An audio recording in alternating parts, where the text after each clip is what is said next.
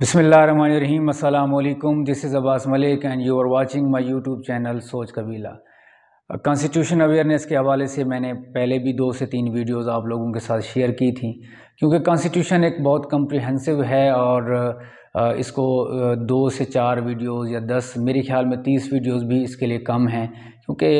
इसके काफ़ी सारे आर्टिकल्स हैं, फिर उनके क्लासेस हैं और उसके साथ ही उनकी फिर जो कम्प्रिहेंशन है वो बहुत डिटेल्ड होती है। फिर उनको पढ़ना, फिर उसके लिए एक्सपर्ट नॉलेज का होना भी बहुत ज़रूरी है, क्योंकि मेरा मकसद है आप लोगों को जस्ट एजुकेट करना, सिविक एजुकेशन देना कि हमारे कॉन्स्टिट्यूशन में कौन कौन सी ऐसी बातें हैं जिनको एज अ सिटीज़न हमें जानना चाहिए और अवेयर होना चाहिए, ताकि हमें जो रोज़मर्रा ज़िंदगी में कोई प्रॉब्लम्स होते हैं तो हम उनके साथ अवेयर रहें।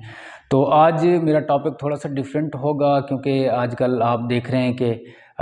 इलेक्शन कमीशन ऑफ पाकिस्तान जो है वो कॉन्फ्लिक्टेड हो चुका है और उस पर बात हो चुकी है, और उसका जो कॉन्स्टिट्यूशनल रोल है वो थोड़ा सा मुतनाज़िर सा हो गया है। और उस पर आपने रीसेंट डेवलपमेंट देखी होगी कि सुप्रीम कोर्ट ऑफ पाकिस्तान ने भी इस पर जो है ना एक्शन लिया हुआ है कि with in time election commission को चाहिए कि वो अपने इलेक्शन कंडक्ट करे और दोबारा जो एक पॉलिटिकल प्रोसेस है वो स्टार्ट हो सके। चलें, आज मैं आपको इस हवाले से जो कॉन्स्टिट्यूशन का जो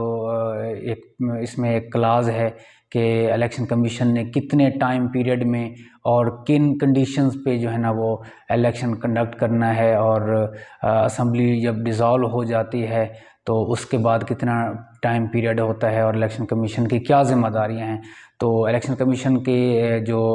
पार्ट है जो कॉन्स्टिट्यूशन में है, तो उस हवाले से मैं आपको अवेयर करूंगा। तो सबसे पहले मैं स्टार्ट करता हूं कि कोई भी असम्बली हमारे पाकिस्तान में जो इलेक्शन का पीरियड होता है वो 5 साल का होता है, यानी कि चाहे वो कौमी असम्बली हो या सूबाई असम्बली हो, इसकी जो मुद्दत होती है वो 5 साल होती है, इसका टाइम पीरियड। और टाइम पीरियड जब 5 साल पूरा हो जाता है तो उस दिन जो है असम्बली खुद ब खुद डिज़ोल्व हो जाती है, और उसके 60 दिन के अंदर अंदर इलेक्शन कराने होते हैं और ये इलेक्शन कमीशन की ज़िम्मेदारी होती है। और उसी 60 दिन के इलेक्शन हो जाने के बाद फिर 14 दिन के अंदर जो इलेक्शन कमीशन ने है वो रिज़ल्ट देना होता है कि कौन सी पार्टी के कितने कैंडिडेट्स जीत गए हैं, कितने इसमें जो आज़ाद उम्मीदवार हैं कितने जीत गए हैं। तो ये इलेक्शन कमीशन की बुनियादी ज़िम्मेदारियों में ये चीज़ें शामिल हैं।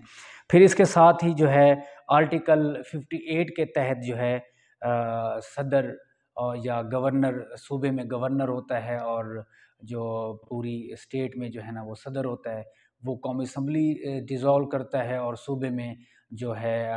जो गवर्नर होता है वो कौमी अपना सूबाई असम्बली उसको डिज़ोल्व करता है। अच्छा, ये करने के बाद जो सबसे पहली ज़िम्मेदारी होती है गवर्नर की, और जो सदर होता है वो अपोजिशन लीडर और जो करंट जो वज़ीर आज़म होता है या वज़ीर आला होते हैं, इनके साथ मिल के ये तय करते हैं कि जो है असम्बली में अब कौन केयर टेकर प्राइम मिनिस्टर या केयर टेकर जो वज़ीर आला कौन होगा। तो ये फिर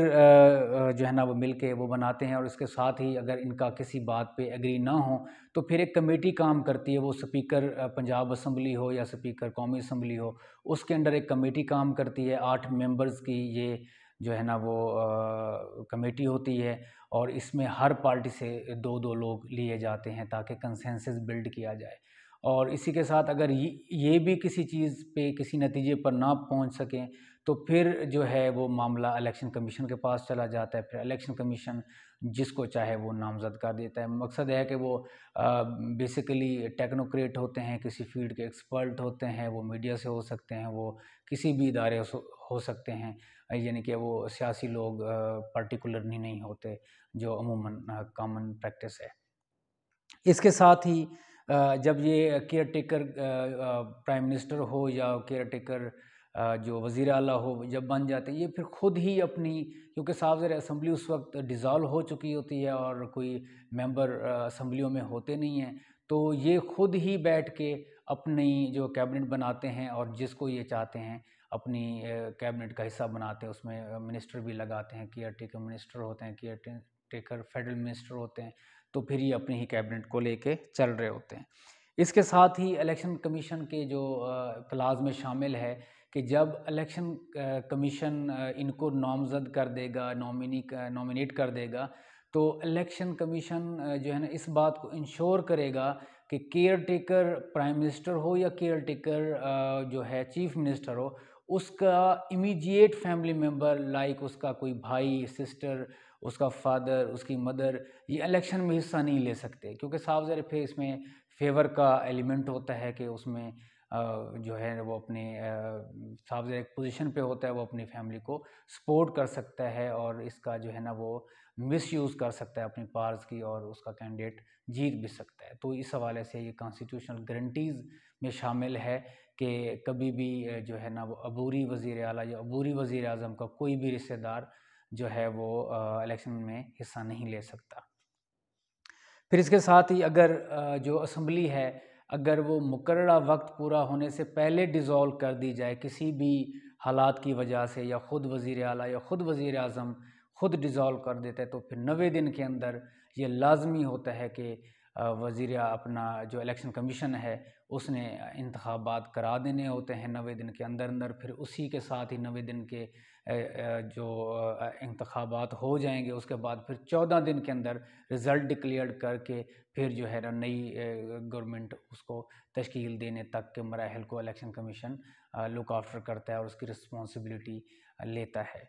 और इसी साथ ही जो है बाकी आपको बता देता हूँ, इसमें जो है इलेक्शन बाय सेक्रेट बैलेट, इसमें एक और इसमें एक आर्टिकल की क्लाज़ है कि जो वज़ीर आला और जो वज़ीर आज़म का इलेक्शन है या सदर का इलेक्शन है, ये ओपन बैलेट के तहत होते हैं, यानी कि पता होता है कि किस वज़ीर आज़म को कितने वोट उसकी मुखालफत में पड़े हैं, कितने वोट उसको उसकी हिमायत में पड़े हैं। लेकिन क्योंकि जब जनरल इलेक्शन होते हैं कौमी असम्बली के या सूबाई असम्बली के, तो ये एक सेक्रेट बैलेट होता है, एक पोलिंग बूथ होता है जिसमें जो है वोटर जाते हैं और जाके उनके पास एक स्टैम्प होती है वहाँ पे रखी होती है, और वो जाके अपने जो भी पसंदीदा जो उनका कैंडिडेट होता है उसको वो स्टैम्प लगा के फिर उसी को फोल्ड करके फिर वो बाहर आते हैं और जो बैलेट बॉक्स रखा होता है उसमें वो अपना वोट डाल देते हैं, क्योंकि ये भी एक सेक्रेट प्रोसेस होता है। तो इसको ये कहते हैं कि इलेक्शन बाय सेक्रेट बैलेट, यानी कि जब भी आपके मुल्क में जनरल इलेक्शन होंगे वो आपके सेक्रेट बैलेट के थ्रू होंगे, वो ओपन नहीं होंगे। तो अब इसको मैं कंक्लूड करना चाहूँगा कि इस वक्त जो इलेक्शन कमीशन की ज़िम्मेदारियाँ हैं वो ये हैं कि इस वक्त पूरे मुल्क में इन्फ्लेशन को देखें, पॉलिटिकल इंस्टेबिलिटी है और अवाम इस वक्त बहुत परेशान है, और जो इंटरनेशनल प्रेशर भी है कि इस वक्त इलेक्शन टाइम पे कर दिए जाएं, और एक सियासी जमात पीटीआई स्ट्रगल भी कर रही है और उसको जो है ना दबाया जा रहा है, जो कि मेरे ख्याल में नामुनासिब है। तो मेरे ख्याल में टाइम पर इलेक्शन हो जाने चाहिए और इलेक्शन कमीशन को अपना आइनी किरदार निभाना चाहिए और 90 दिन के अंदर अंदर ही इलेक्शन कराने चाहिए। और क्योंकि ऑलरेडी जो डेट है वो 30 अप्रैल की अनाउंस की गई थी, लेकिन उसके बाद अभी तक जो है आज का जो सुप्रीम कोर्ट के अंदर जो है ना वो जवाब दाखिल कराया गया है, उसमें कहा गया है कि